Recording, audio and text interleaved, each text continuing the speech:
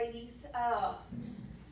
Last week was Sanctity of Life, so we didn't cover Nehemiah last week.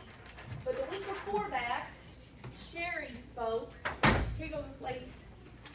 Sherry spoke.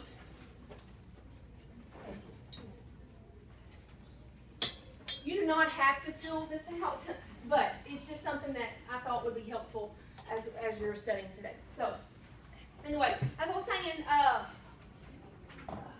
Sherry, does anybody remember what she covered 2 weeks ago with Nehemiah? It was a long time ago, I know. Okay, remember Nehemiah was the cupbearer, and he went to the king, and what did he do? Yes, he asked if he could leave to go and rebuild the walls of Jerusalem. Okay, now our portion that we're supposed to look at today, that we're still going to look at, is from Nehemiah 6. But I wanted to take y'all back just a bit to get you a full understanding of what is going on. Okay, so everybody turn your Bibles to Nehemiah chapter 2. That's where we're going to begin. Nehemiah chapter 2. And there should be a sheet going around for us to fill out for prayer requests. You may fill that out if you need to. Nehemiah chapter 2. Okay, we're going to begin with, in verse 12, he begins talking, and let's just read that because I think it kind of indicates to us what God has called Nehemiah to do. Okay, it just emphasizes this calling. In verse 12 it says, 11 it says, I went to Jerusalem, and after staying there 3 days, I set out during the night with a few men. I had not told anyone what my God had put in my heart to do for Jerusalem. Okay, and it went on to say there were no mounts with it. Anyway, it wasn't really that important to what we're saying right now. Okay, so what is Nehemiah saying that God has told him to do? To go home. Okay, and do what? Rebuild Jerusalem. Okay, when we learned that last week, okay? So I wanted you just to see again that Nehemiah really feels in his heart that God has put something in his heart to do, okay? And so as he begins, and it actually even goes through, he begins to just look over the entire city and see what mess it is in, okay? And then he starts coming up with a plan and coming up with people. And so let's look in verse 17, which is where we're going to start today. And somebody mind reading that for me, please? 2:17. Just 17. 17 and 18. Then I said to them, you see the trouble we are in. Jerusalem lies in ruins, and its gates have been burned with fire. Come, let us rebuild the wall of Jerusalem, and we will no longer be in disgrace. 18 also. Please. I also told them about the gracious hand of my God upon me and what the king had said to me. They replied, let us start rebuilding. So they began this good work. Okay, so Jeremiah, I've been saying that all week, even as I was about to type, I would say Jeremiah and start to type. Anyway, sorry, Nehemiah. So Nehemiah begins, and as soon as he starts talking to the officials, the priests, and all those people, how does everybody respond to this idea? Yeah, let's do it. Okay, so they begin this good work, is what it says. Okay, but as y'all are fixing to see, is that Nehemiah will begin to face opposition after opposition after opposition after opposition. Do you need a sheet here, y'all? Nehemiah will begin to face oppositions again and again and again. And, as a young believer in my walk with God, I did not understand that. I thought, not really. I kind of had the idea that if you were a Christian, your life was a little bit easier. Everything should be hunky-dory kind of thing, okay? And as I realized, it's just like anybody else's life, and sometimes it can even be worse, okay? And so what I want you to realize is that we have a strong enemy who is against us, okay? Especially when we are trying to follow the heart of God. And so I want you to understand there will be opposition and adversity when you follow the heart of God. Okay? And so that's a good thing to know. And there may be opposition and adversity even if you didn't follow the heart of God.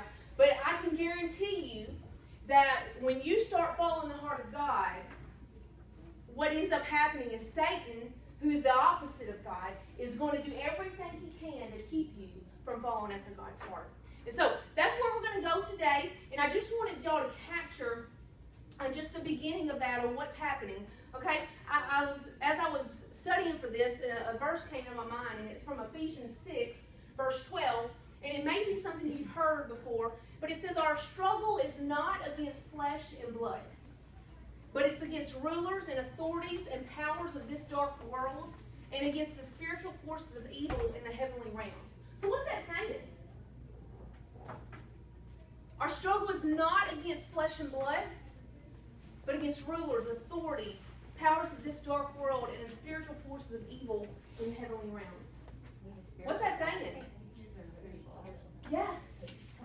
So as much as we think people in this world are out to get us or are doing things against us, what is our war really against? Yes. Okay? That's something you need to know as a believer. Okay? As you go throughout your day, you may hate someone, or someone may be put in your life or whatever that you're like, oh, that just drives me crazy. Okay? And God may use that as an opportunity to grow your character, but Satan may be using it to demolish you. And I want you to understand that. Okay? So as we dive into this lesson today, I just want to ask you, and this is where you can answer on your sheet. Just like God was calling Nehemiah to go and rebuild the walls of Jerusalem, I don't think he's doing that for your heart, okay? But what is it that God is calling out for you? What has he gripped your heart and said, Leslie, this is what I want your life to be about. This is what I want you doing. This is what I'm calling you to. You know, and as I started thinking about that, if you don't feel like a definite, like, this is exactly what God's wanting me to do right now in my life, I want you to think about this. In Romans 8:29, it says that God predestines us to this, to be conformed to the likeness of his Son. So if anything else, if you don't have something else that you're just thinking, this is what God's calling me to, God is calling you to that. As a believer, he is trying to conform you to the image of his Son. Okay? And you very well need to know that as Jesus is beginning to conform you into the image of himself, we will face opposition. Why? Because we're following the heart of God. Okay? And so I need y'all to just think about in your life, what is it in my life that God is asking me or calling me to? Okay, answer this question. Was it God's will for Nehemiah to rebuild the wall? Yes. And a lot of people would look at that and go, well, then why was he facing opposition? You know, why didn't everything go smooth as butter? You know, why didn't everything go hunky-dory? Okay, but if you look at the life of Jesus, of Paul, of anybody really in the Bible, what happened to them? They were faced with opposition again and again and again. So I wanted you to just already know, just from the get-go, we will face opposition, for we have a real enemy. All right, let's look at verse 19. And this is where the opposition begins. Okay? And what we're going to do today is we're going to have two different lists that we're going to be filling out. And the first list is going to be what are the enemy's tactics that he uses against Nehemiah. And enemy's tactics. And then we're going to look at Nehemiah's response. Ooh, that's pretty. Sorry, I love blue. Okay, so the enemy's tactics and Nehemiah's response to those tactics. Okay, and just like in Nehemiah's life, he begins to face these oppositions. I want you to try to think in your life, what is the enemy doing to try to trick you or to try to pull you away from God's heart and what he's calling you to. Okay, so let's start in verse 19 and we'll begin there. Would somebody mind reading that for me, please?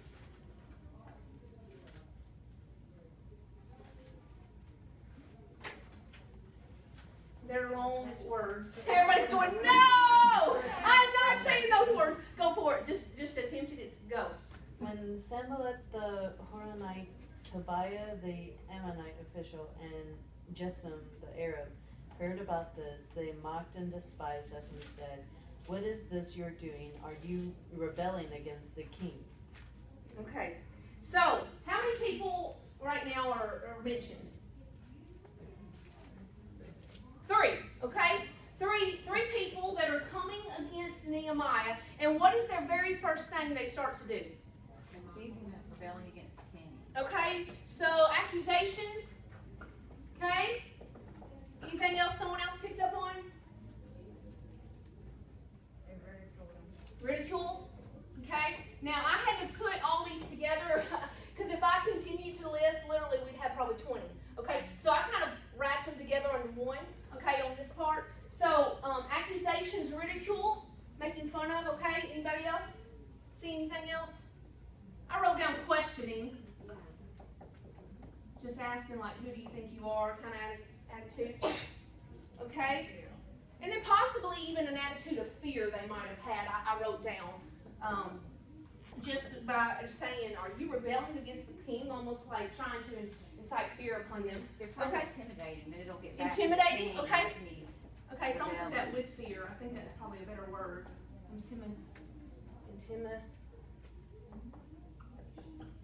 Okay? All right.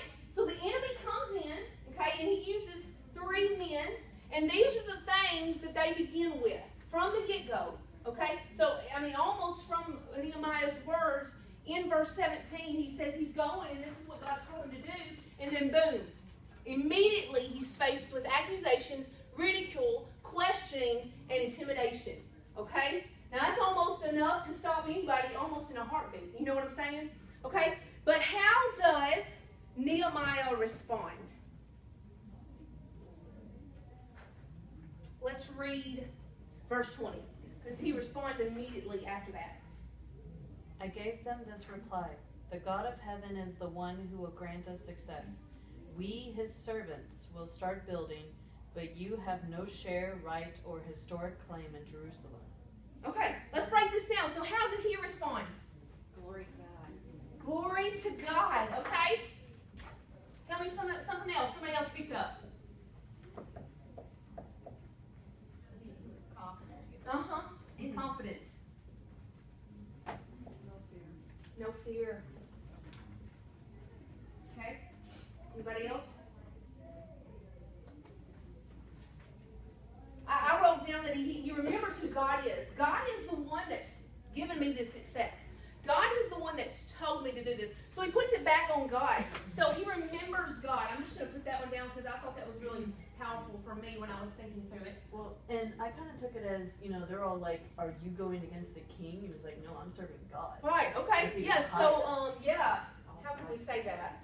You just put remembers God's I think they will or power or influence. Yeah, remember and place. glory and all of that just ties together. Yes, that's that's all all hand in given. hand. Yes. Yeah. Okay, This is not about me. right, okay. And, he even put them in their place. Yeah, You know what I'm you're not saying? wrong. And for him to be able to do that, he had to be confident in what God had called him to do. Okay? All right. I want you to just think about in your life, maybe even in the past, that God has called you to do something or whatever, and immediately you faced opposition. Okay? Would anybody like to share about something like that? I just remember before going to Africa, I got really, sick physically in the sense of a lot of pain in my neck, and my upper back, and it radiated through my arm and stuff. And I couldn't sit more than 20 minutes without having pain. And here I was going to go to Africa in 3 weeks and be on 2 8-hour plane rides and a 6-hour bus ride. And I sought help, but what healed me was when someone said, "You have to remember how much God loves you." And immediately the pain went away. That's cool. Okay. So yeah, that's definitely a time where you faced opposition. Okay, anybody else? Okay, let's move on. Okay, so we're going to move on to chapter 3, actually chapter 4, because in chapter 3, we're not going to read that, but it gives us a full overview. Nehemiah begins to put plan into action. He says, this is what you're doing, this is where you're going, this is exactly what you're doing. So he places people exactly as they need to be. So Nehemiah doesn't shy away and quit. He continues on and begins to put people in place. Okay? Then we reach chapter 4, and we get to the next opposition that arises. Nehemiah 4, 1 through 3. Somebody read that for us, please.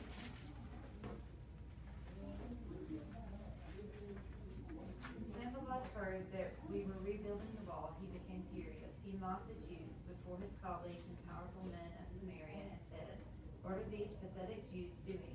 Can they restore it by themselves? Will they offer sacrifices? Will they even finish it? Can they bring these burnt stones back to life from the mounds of rubble?" Then Tobiah the Ammonite, who was beside him, said, "Indeed, even if a fox climbed up what they are building, he would break down their stone wall." Okay. You read 4? No, not yet. Okay, so I was looking at a commentary. I really liked what this guy named Guzik said. He says they used mocking, a sarcastic tone, and they mocked the Jews. Will they sacrifice? Has the idea of will they seek God through sacrifice and expect Him to miraculous build the walls? Will they pray the walls up? Will they complete it in a day? Has the idea of do they have any idea what they're taking on? This isn't an easy project. You know, discouragement is such a powerful weapon because it is somewhat the opposite of faith. Where faith believes God and His love and His promises, discouragement looks for and believes the worst and tends to pretty much forget about who God is and what He has promised to do. Okay? So, somebody point out the enemy's tactics in that one. You can look back through it if you need to. Well, I think this time they took the ridicule and the making fun, and they kind of upped the ante by saying it in front of powerful men, Okay? leaders, and things. Okay, so, Mock them openly. yeah, that's good. That's good. Mocked humiliation. openly. Okay? Okay, anybody else pick up anything? I actually called them, evil Jews. Uh-huh. Actually, kind of gave them a name, like making fun of them. Name calling. Okay. Anybody else see anything?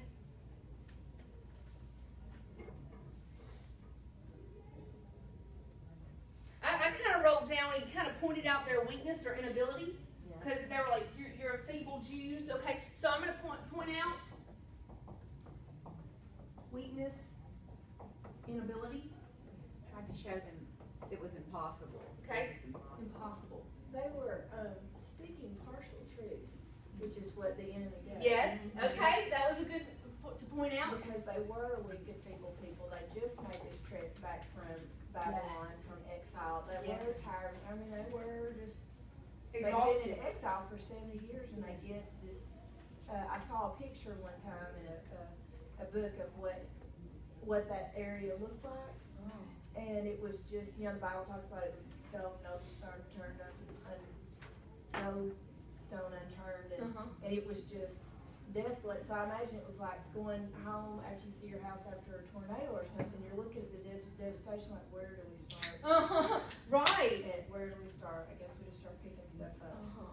So the enemy was telling them partial truths. You're weak, you're puny, you got a mess, you can't do this, you're not trying, you're feeling. And a lot of us would go, you're right! Yeah. You're right! Okay, this You're isn't right, the time to give up. You know, yeah. Okay? Okay? Anybody else see anything else? Thank you. Putting doubts. Okay? Gosh, I don't know how I'm going to get to 5 in here. Okay?